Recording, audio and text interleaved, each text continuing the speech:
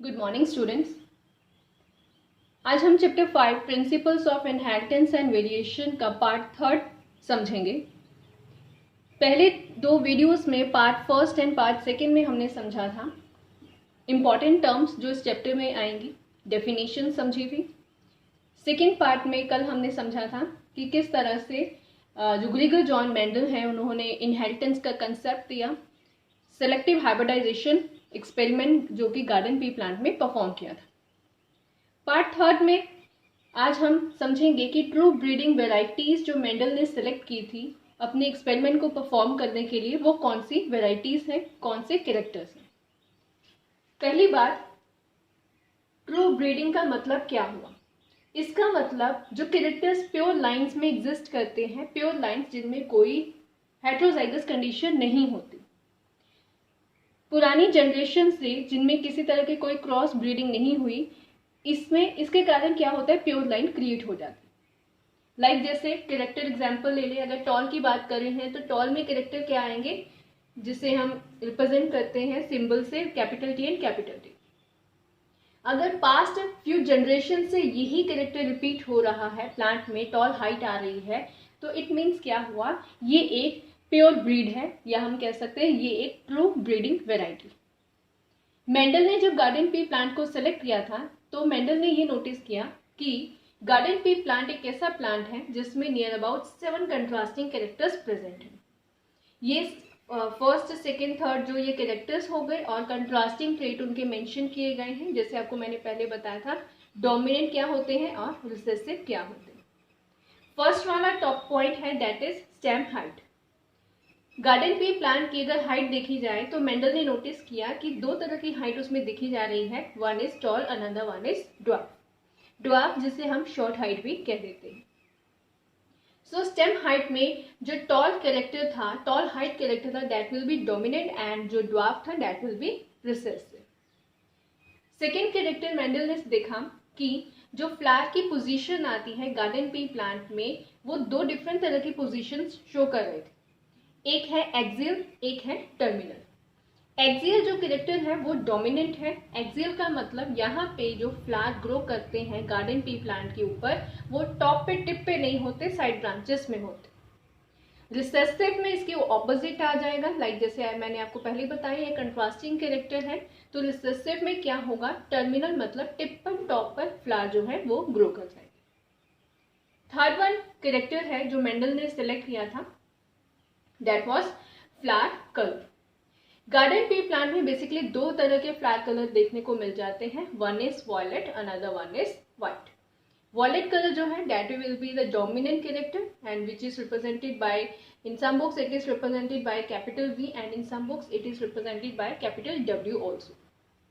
जबकि रिसेसिव में देखें तो फ्लावर का कलर जो होता है वो व्हाइट होता है।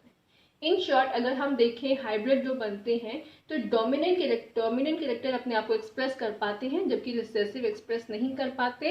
ये सिर्फ तब अपने आप को शो करेंगे जब वो कैरेक्टर होमोजाइगस कंडीशन में एग्जिस्ट करता है। नेक्स्ट आ गया पॉड शेप। पॉड शेप मतलब जो गार्डन पी प्लांट के जो पी होते हैं, जो स्ट्रक्चर है जिसके अंदर सीड्स प्रेजेंट हैं, जो ओवरी हम कह सकते हैं राइपन्ड ओवरी है, पॉड जो है उससे दो तरह के हो सकते हैं, इट कैन बी इन्फ्लेटेड और कंस्ट्रक्टेड।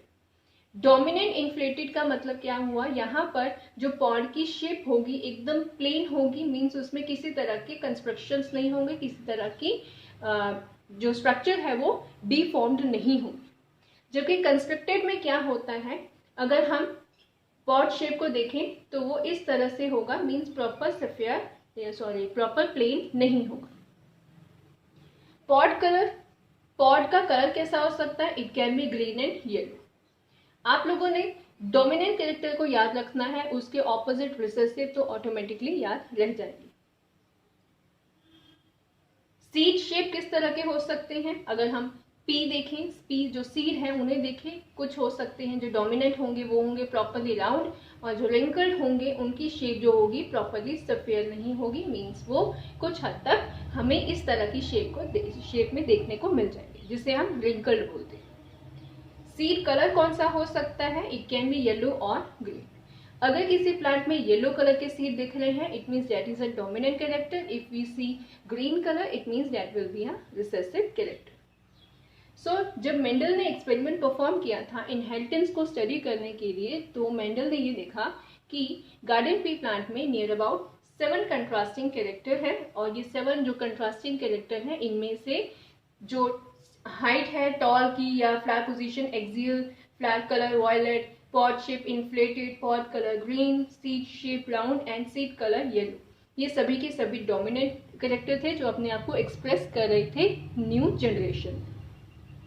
जबकि जो ये साइड में सामने उनके लिखे हुए हैं ये सारे इसके सारे रिसेसिव है, एंड रिसेसिव आपको पता ही है अपने आप को सिर्फ तब एक्सप्रेस कर पाएंगे when they are in a homozygous condition. Next concept है इसके बाद, that is a inheritance of one gene. Mendel ने एक्सपेरिमेंट जो गार्डन बी प्लांट पे किया था, तो मेंडल ने देखा कि कितने कैरेक्टर को चूज करके आगे इनहेरिटेंस को चेक किया जा सकता है, ऑब्जर्व किया जा सकता है. तो first of all inheritance of one gene देखा गया. मीन्स यहाँ पे जो प्लांट सिलेक्ट किए गए, लाइक मान लो कि मैं कह रही हूँ कि मेंडल ने जब एक्सपेरिमेंट परफॉर्म किया था तो उस केस में उन्होंने क्या किया, स्टेम हाइट कैरेक्टर ले लिया, एक कैरेक्टर दिया, बाकी सारे के सारे क्या रखे, सेम रखे. मीन्स या तो वो डोमिनेंट रखे या फिर रिसेसिव. इन शॉर्ट इनहेरिटेंस सिर्फ किसकी चेक की गई उस टाइम पे, दैट इज ओनली हाइट, या डोमिनेंट या फिर रिसेसिव, कौन सा कैरेक्टर एक्सप्रेस होता है. इनहेरिटेंस ऑफ वन जीन का कंसेप्ट क्या है, वन कंट्रास्टिंग ट्रेट और character, rest all are same. जब भी हम मोनोहाइब्रिड क्रॉस या कोई सिलेक्टिव हाइब्रिडाइजेशन करते हैं तो उसमें अगर हम सिर्फ एक जीन जो है कंट्रास्ट में ले रहे हैं, एक कैरेक्टर जो कंट्रास्ट में ले रहे हैं, बाकी सभी सेम आ रहे हैं, तो इट मीन्स हम एक मोनोहाइब्रिड क्रॉस को परफॉर्म करवा रहे हैं. इसीलिए एज अ नेम सजेस्ट, इससे भी आपको क्लियर हो जाएगा. मोनो का मतलब सिंपल सी बात है, हम सिंगल की बात कर रहे हैं यहाँ पे. Mono mean single, and hybrid आपको पहले ही फर्स्ट वीडियो में समझाया था. हाइब्रिड क्या होते हैं, hybrid are the product of artificial crossing और सेलेक्टिव हाइब्रिडाइजेशन. तो एक ऐसा आर्टिफिशियल क्रॉस जिसमें एक कंट्रास्टिंग कैरेक्टर होगा and rest all are same. So यहाँ पे इनहेरिटेंस हमें कौन से जीन की पता चलेगी, कौन से कैरेक्टर की पता चलेगी, सिर्फ एक कैरेक्टर की पता चलेगी. इनहेरिटेंस ऑफ टू जीन, वही चीज रिपीट होगी, जस्ट यहाँ पे हम टू जीन्स की बात कर रहे हैं, टू कैरेक्टर्स की बात कर रहे हैं, जबकि फर्स्ट वाले में हम एक की बात कर रहे थे. Two contrasting characters and rest all are same. Means जब हम क्रॉस बनाएंगे तो आगे आपको पता चलेगा कि मोनोहाइब्रिड में कितने कंट्रास्ट कैरेक्टर लेने हैं, 1 लेने हैं, और बाकी को हमने एक जैसे ही सेम कंसीडर करना, ताकि हमें इनमें पता चले कि इनहेरिटेंस कैसे हो रही है, कौन सा कैरेक्टर आगे एक्सप्रेस हो रहा है या फिर नहीं. इनहेरिटेंस ऑफ टू जीन जब भी होती है, इस क्रॉस को कहा जाता है डाइहाइब्रिड क्रॉस. क्यों हम इसे डाइहाइब्रिड क्रॉस बोलते हैं, क्योंकि यहाँ पर हम दो कंट्रास्टिंग कैरेक्टर लेंगे और बाकी सारे 5 के 5 क्या होंगे, वो सेम होंगे. मीन्स एक जैसे होंगे, या तो हम रिसेसिव सारे ले लें या फिर डोमिनेंट ले लें, या रिसेसिव एंड डोमिनेंट ले लें, बट जो कंट्रास्ट में रखेंगे वहां पर हम सिर्फ 2 कैरेक्टर को ही रखें.